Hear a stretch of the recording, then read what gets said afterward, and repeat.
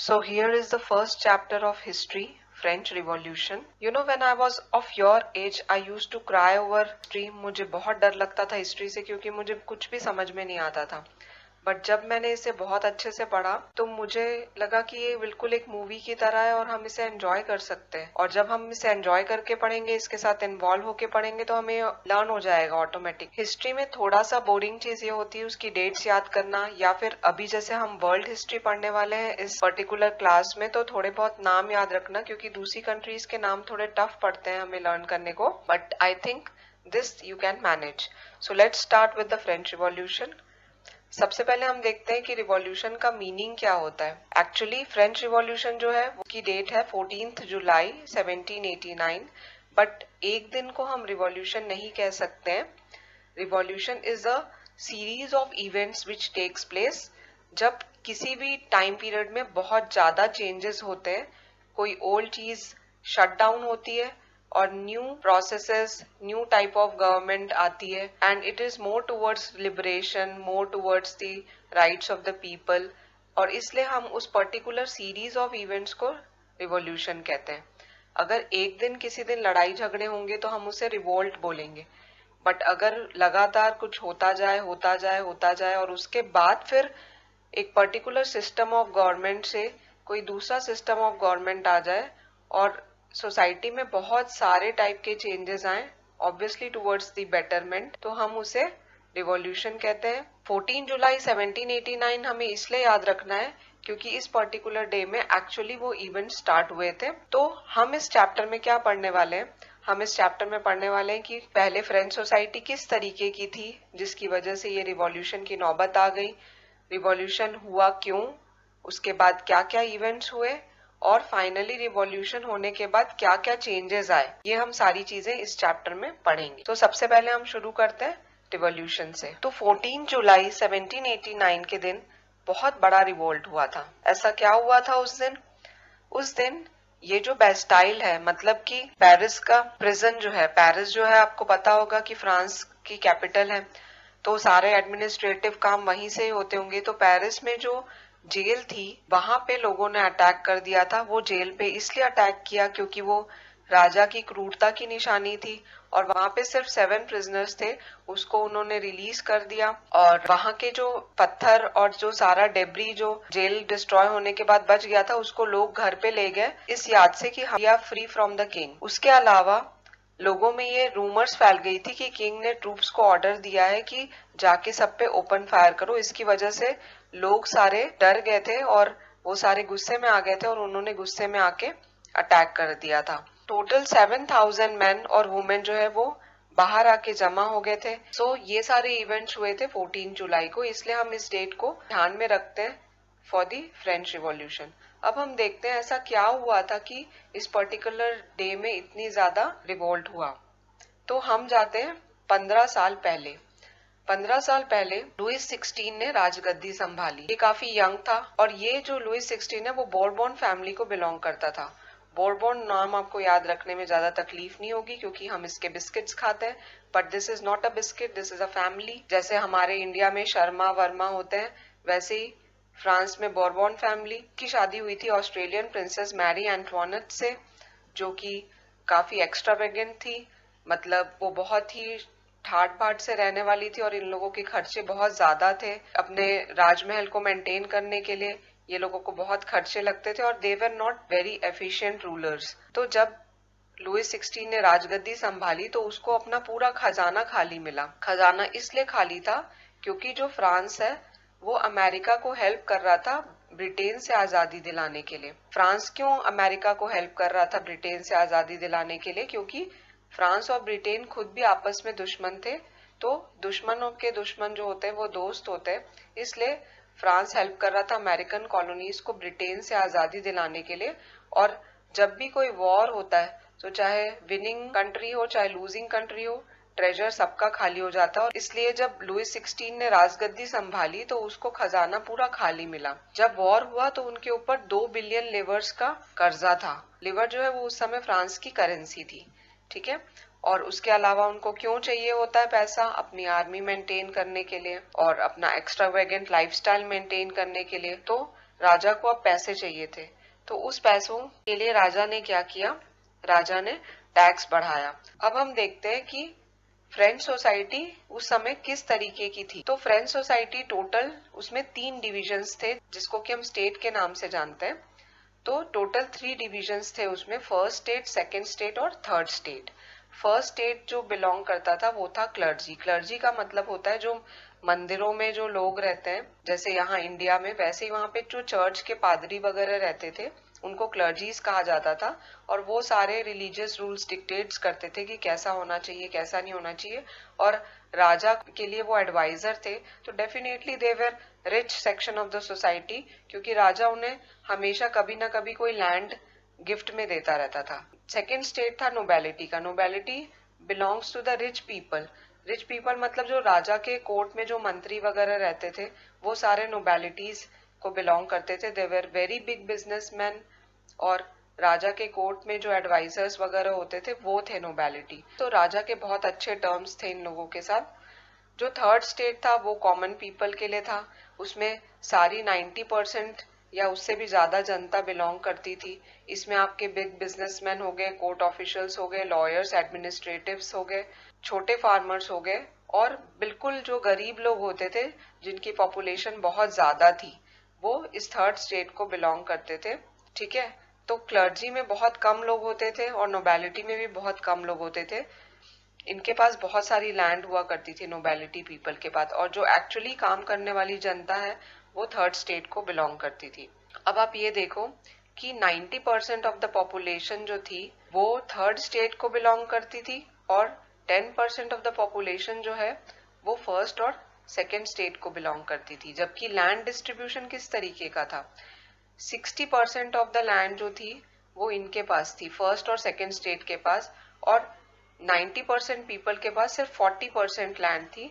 तो एक बंदे के हिस्से में बहुत कम लैंड आएगी, और बहुत सारे फार्मर्स तो लैंडलेस हुआ करते थे। तो ये सिचुएशन थी फ्रेंच सोसाइटी की। ऑब्वियसली ये सिचुएशन देख के हमें समझ में आ रहा है कि ये बहुत ही अनप्रिविलेज्ड टाइप की सिचुएशन है। अब इस लैंड डिस्ट्रीब्यूशन के अलावा एक और गड़बड़ थी, वो ये थी कि ये जो फर्स्ट और सेकंड स्टेट के लोग थे ये लोग किसी भी प्रकार का टैक्स नहीं देते थे, जबकि सारा टैक्स का जो बर्डन है वो आता था थर्ड स्टेट के ऊपर। और इनको बहुत सारे फ्यूडल प्रिविलेजेस मिलते थे। फ्यूडल प्रिविलेजेस मतलब इन लोगों के पास राइट्स होते थे लोगों से टैक्स कलेक्ट करने का। और बेचारे जो थर्ड स्टेट के लोग थे उनको 3 तरीके के टैक्स देने पड़ते थे, जो कि टिथ जो इन्हें पे करना पड़ता था क्लर्जी को, और टेल जो कि किंग को पे करना पड़ता था अपने, और उसके अलावा बहुत सारे इनडायरेक्ट टैक्सेस होते थे, जैसे कि जब वो टोबैको या सॉल्ट खरीदते थे तो उसके ऊपर उनको सेल्स टैक्स देना पड़ता था। तो 3 टैक्स के बर्डन थे थर्ड स्टेट के ऊपर। टिथ मतलब होता है 1/10 ऑफ देयर प्रोड्यूस। तो ये जो टैक्स होता था ये डायरेक्ट क्लर्जी को जाता था, और उसके अलावा किंग को टैक्स जाते थे। सो डेफिनेटली ये बहुत पार्शियलिटी का सब्जेक्ट है। अब ये सिचुएशन जो है वो दिन ब दिन गंभीर होते जा रही थी, क्योंकि फ्रांस की जो पॉपुलेशन है वो दिन ब दिन बढ़ती चली जा रही थी, लेकिन लोगों के वेजेस उस तरीके से बढ़ नहीं रहे थे। प्राइजेस बढ़ रही थी लेकिन लोगों के वेजेस उस तरीके से नहीं बढ़ रहे थे कि वो लोग उस प्राइस के साथ चल सकें। और this led to the subsistence crisis. Subsistence crisis का मतलब होता है कि जब चीजों की कीमतें बढ़ती चली जाती हैं पर लोगों की इनकम उतनी नहीं बढ़ती और फिर वो भूख से मरने लग जाते हैं। फ्रांस में भी इसी तरीके का कुछ सबसिस्टेंस क्राइसिस आया। ये सबसिस्टेंस क्राइसिस का एक साइकिल है, जब क्या होता है कि खेतों में बैड हार्वेस्ट होता है जिसकी वजह से ग्रेन्स की कमी हो जाती है, और उसकी वजह से फूड के प्राइस राइज होते हैं।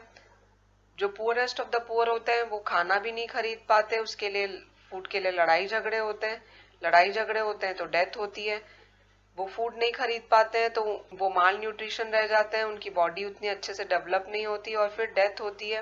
बीमारियां होती हैं बहुत ज्यादा कमजोरियों की वजह से, और फिर डेथ होती है। तो सबसिस्टेंस क्राइसिस जब भी होता है तो नंबर ऑफ डेथ्स इंक्रीज होने लग जाते हैं उस पर्टिकुलर कंट्री में। तो ये फ्रांस में ये बहुत ज्यादा हो रहा था। देखो ओल्ड रेजीम में भी ये सबसिस्टेंस क्राइसिस होते थे। ओल्ड रेजीम मतलब 1789 जो हमने फ्रेंच रिवॉल्यूशन की डेट देखी थी उसके पहले वाले टाइम पीरियड को हम ओल्ड रेजिम कहते हैं और उसके बाद वाले टाइम पीरियड को हम न्यू रेजिम कहते हैं।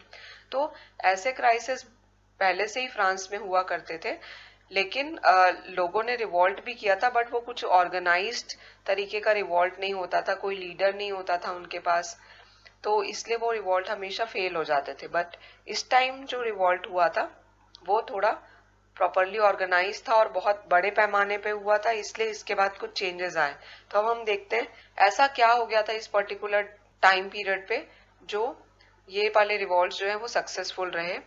तो सबसे बड़ी बात ये थी कि अभी जो थर्ड स्टेट में मिडिल क्लास सोसाइटी थोड़ी डेवलप हो गई थी, थोड़े बहुत उनके पास भी पैसे आ गए थे, वो थोड़े बहुत बिजनेसमैन हो गए थे।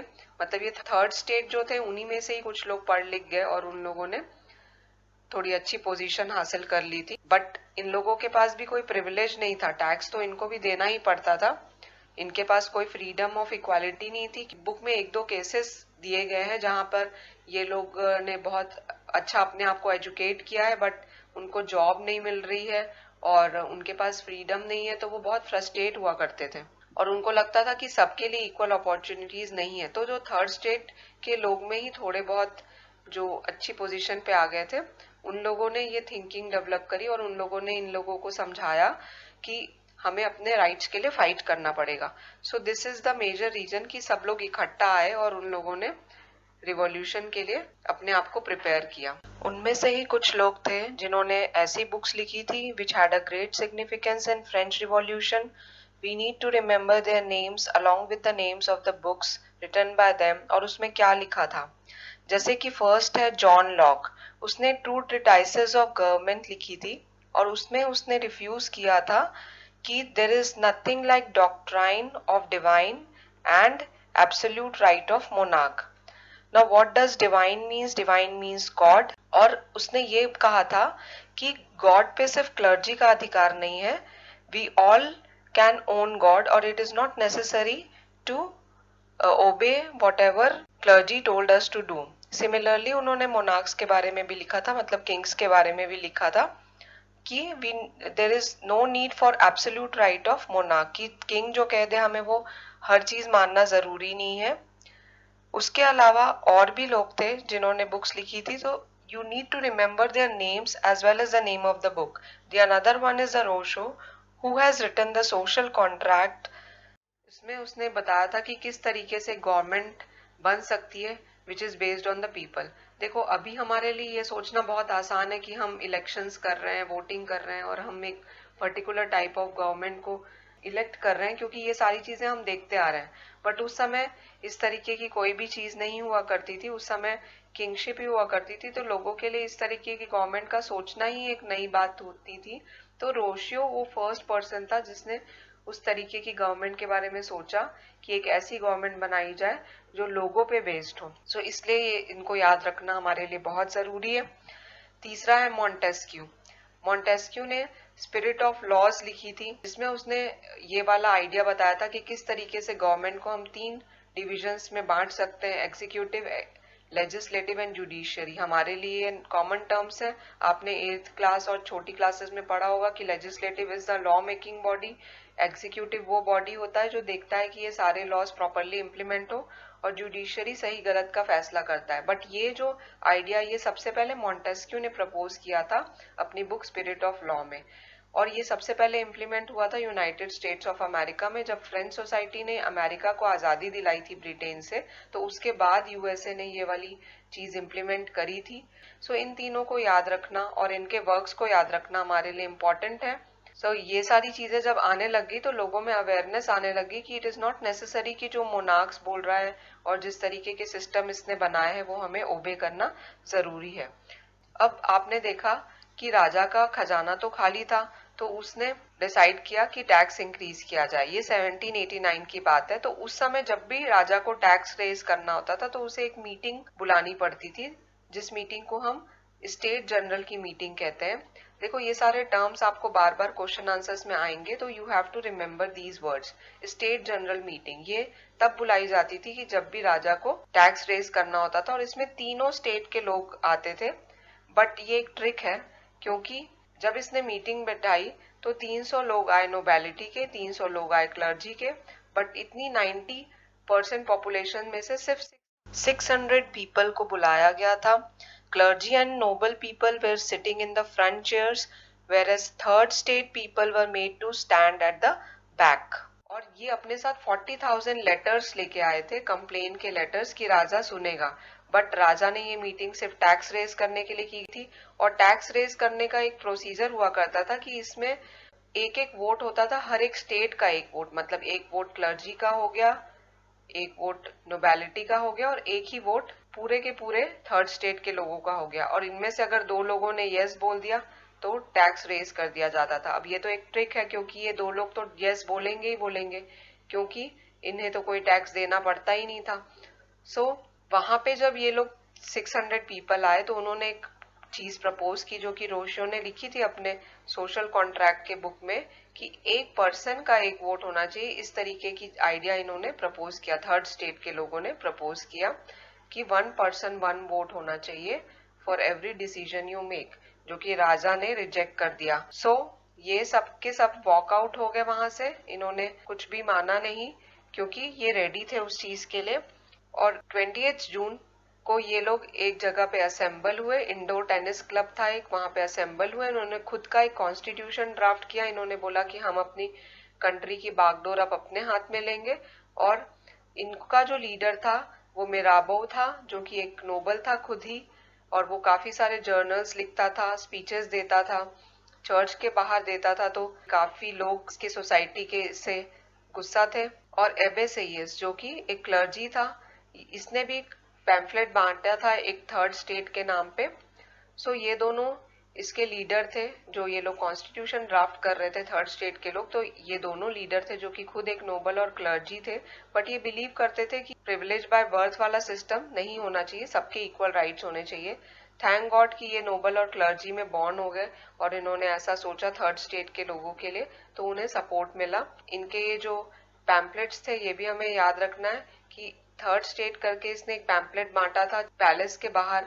ये इसने बांटा था पैम्पलेट, जो कि काफी इफेक्टिव था और काफी पॉपुलर हुआ था. और असेंबल जो क्राउड रहता था, रॉयल बिल्डिंग जो फ्रांस की थी, उसके बाहर जो भी क्राउड असेंबल रहता था, उनको ये एड्रेस करते थे और वहां पे अपनी स्पीचेस देते थे, जो कि काफी इफेक्टिव होती थी. और लोग इसको सुन के अवेयर होते थे कि they have to fight for their right. So ये सारी चीजें करी थी इन लोगों ने, और इन लोगों ने ऑर्गेनाइज किया था, लोगों को कन्विंस किया था कि we can do it. So finally आपने देखा कि 14 जुलाई को जो रिवॉल्यूशन हुआ था वो क्यों हुआ था, क्योंकि उस दिन बहुत ज्यादा ठंड थी और लोगों की बहुत बैड हार्वेस्ट हुई थी, जिसकी वजह से प्राइस ऑफ ब्रेड बढ़ गई थी.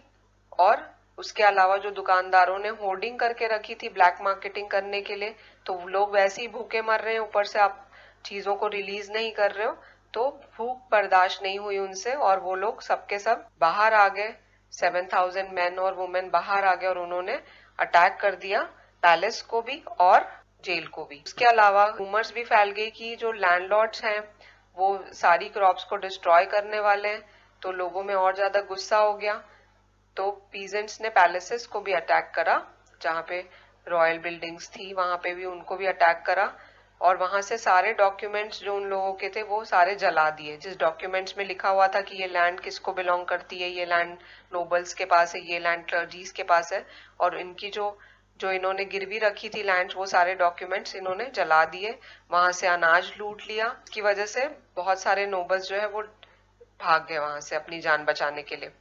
सो फाइनली लुइस ने एक्सेप्ट किया नेशनल असेंबली को. नेशनल असेंबली मतलब जो ये लोग अपने कॉन्स्टिट्यूशन को ड्राफ्ट कर रहे थे, और उस समय जो इन्होंने ग्रुप बनाया था, that was known as national assembly. So Louis ने नेशनल असेंबली और उनके कॉन्स्टिट्यूशन को फाइनली एक्सेप्ट कर लिया, क्योंकि इतना सारा लड़ाई झगड़ा हो रहा था तो उन्हें अपनी जान बचानी थी, इसलिए लुइस ने फाइनली एक्सेप्ट किया नेशनल असेंबली. सो फाइनली 4 अगस्त 1789 को कुछ एक चेंजेस हुए थे.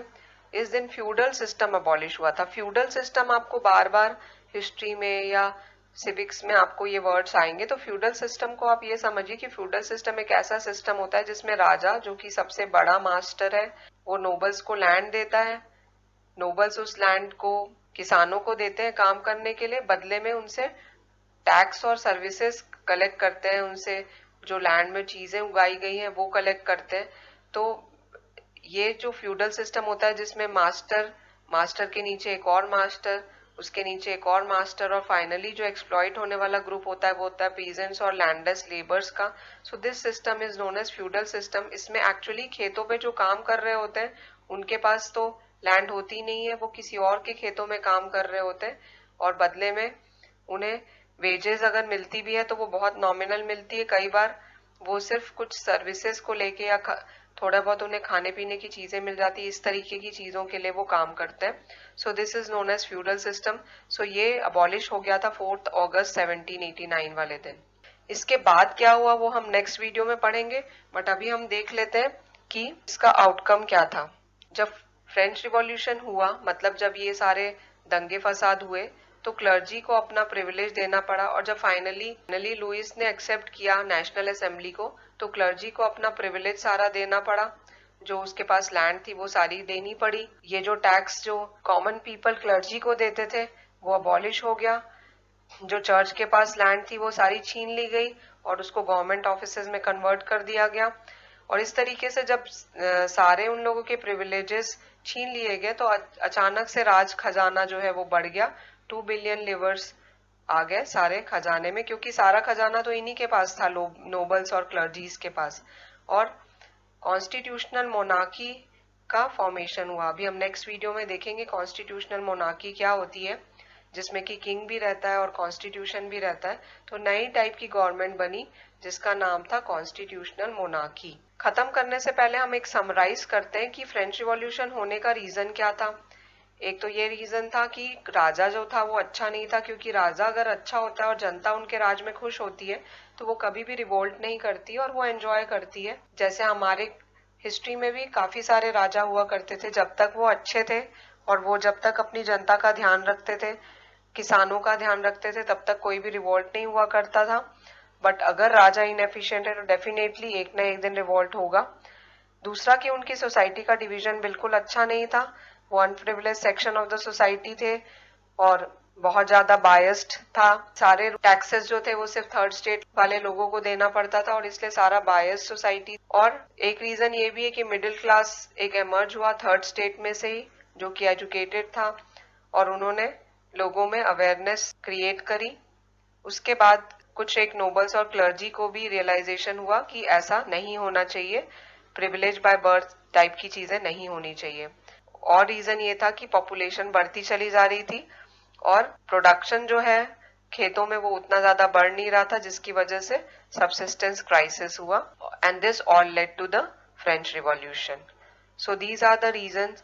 अभी मैं आपको आउटलाइन दे रही हूँ, आप इसको डिटेल में लिख सकते हो, बट ये आप आउटलाइन अगर लर्न कर लोगे तो आप इसका इलेबोरेशन खुद बना सकते हो। तो just learn all these keywords and you can make a good answer. अगर आपको ये भी लर्न नहीं होता है तो मैं आपको एक ट्रिक बताऊंगी at the end of this video, जिससे कि हम हिस्ट्री, सिविक्स और सारे सोशल स्टडीज के आंसर 2 मिनट में लर्न कर सकते हैं। So this was all about it. Watch for what happened next in the next video.